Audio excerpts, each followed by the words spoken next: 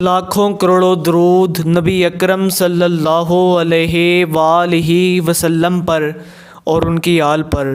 خوابوں کی تعبیر کے ایک نئے ایپیسوڈ کے ساتھ حیات اسلام کے تمام ناظرین کو السلام علیکم ورحمۃ اللہ وبرکاتہ۔ حضرت ابن سیرین رحمۃ اللہ علیہ نے فرمایا ہے کہ خواب میں آبلہ یعنی چھالا نمودار ہونا یا چھالے کا ابھرنا دیکھنا دولت کی زیادتی کی دلیل ہے۔ اگر کوئی شخص خواب میں دیکھے کہ اس کے جسم پر چھالا ہے تو دلیل ہے کہ اس کے اندازے پر اس کو مال ملے گا۔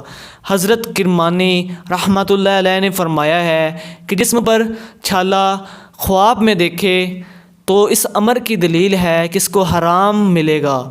حضرت جعفر صادق رضی اللہ تعالی عنہ نے فرمایا ہے کہ جسم پر چھالے کا دیکھنا 5 وجہ پر ہے۔